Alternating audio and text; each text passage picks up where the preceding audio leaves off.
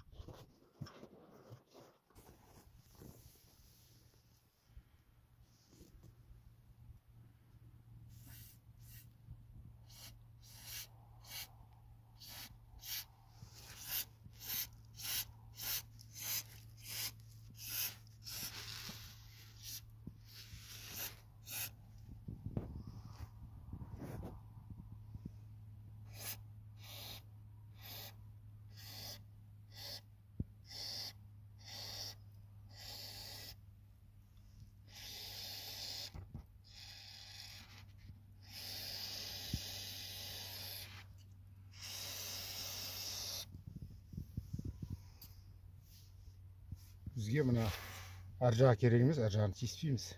Бер жағын босатамыз тек. Наконечник жағын, рулевой наконечник жағын босатамыз. Міне бұйырса міне жаңа водосорғым шашып болғаннан кейін темір щеткамен болып атса, темір щеткамен тазалап жіберген дұрыс. Қазір ағытуға өзіміз оңай болады. Ар жағындағы мына гайканың несіндегі контролирующий не бар ғой, қысатын.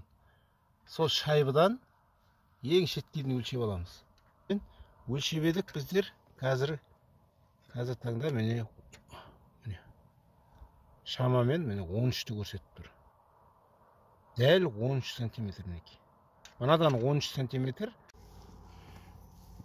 Так, өздеріңіз көріп тұрғандай 17-ші мүйізді кілтті салған еді мынаған. Онымен ағытылмады. Крандарын кетіріп сол қаупі бар да. Сондықтан немен көрдім?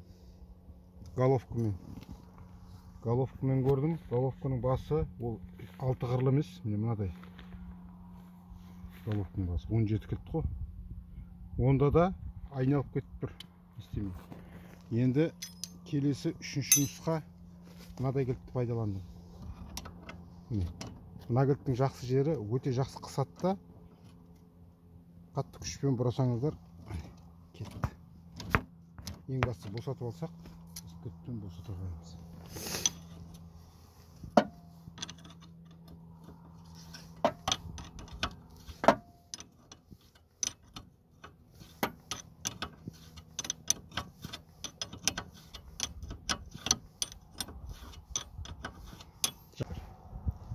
Енді мына жерде көріп тұрсыздар, міне мына ұрылған жер бар. Осы жерін ұру арқылы, балғамен қатты ұру арқылы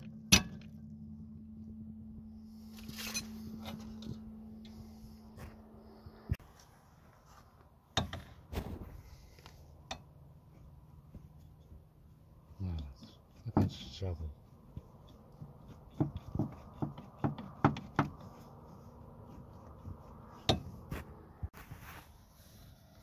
Мінекей мынаның 22-де 2 гайка тұр ғой. Біреу ар жағынікі, біреу бер жағынікі. Егер наконечник жағын ағытатын болсаңыздар, бер жағындағысы сағат тілінің бағытымен ағытылады. Яғни сағат тілінің бағытымен былай қарай бұраймыз. сол кезде былай қарай бұраған кезде мына әрі қарай кетеді. Направляющий бар ғой, сол направляющийдің бойымен әрі қарай кетеді да мынаны босатады. Мына қысып тұратын контргайка дейміз, соны босатады. Бізге мына наконечниктің басын босатып алуымыз керек, сосын наконечниктің өзін бұрап ағытып аламыз. Ал әр жағындағы гайка ол сағат тілінің бағытына қарама-қарсы бағытта қозғалады. Осылайша ол ағытылады.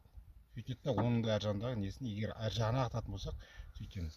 Егер бер жағына ағытатын болсақ, онда сағат тілінің бағытымен мынаны контргайканы әрі қарай жүргізу арқылы мынаны босатып аламыз.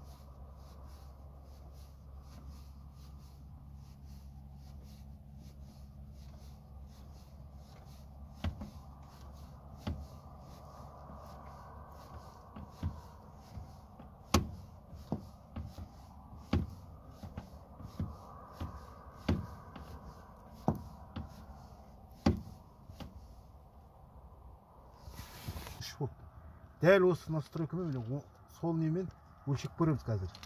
Яғни сонымен өлшеуіміз керек болады. Сонда бізде ровно 13 шығу керек, мінекей. Ровно 13 болып тұр, шетіне дейін. Осылай кетіп тұр біздікі. Енді мынаны қатайтамыз. Мына босатқанымызды қатайтамыз. Біз әр жағын қозғаған жоқпыз мына жағын. Біз мынаны қатайта қоямыз.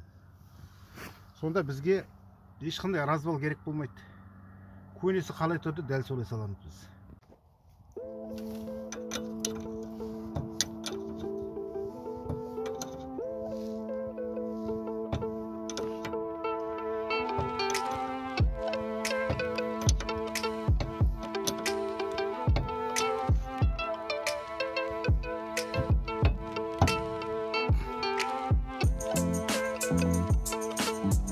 Жаңасының бір ол, бұраған кезде ортасында ось айналып кетіп, мынаны тұрып тұрмайды. Енді оны қалай істейміз, оны астан тіреп тұрып, мынаны тіреміз де мынаны бұрап көреміз.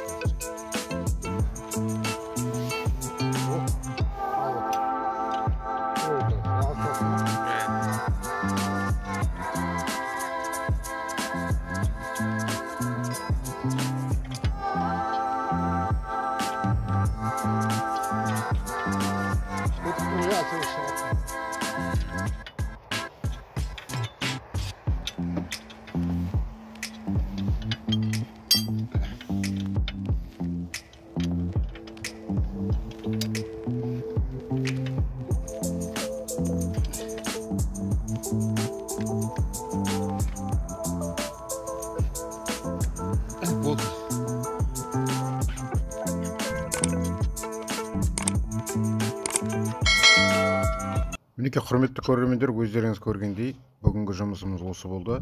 Яғни развал жасамай-ақ рулевой наконечникті қалай алмастыруға болатынын сіздерге өз білгенімен бөлістім. Егер видеоның сіздер үшін пайдасы тиіп жатса, қуаныштымын. Видео ұнаған болса, видеоға лайк басып, каналға тіркеліп кетуді ұмытпаңыздар. Келесі видеоларда кездескенше сау саламат болыңыздар.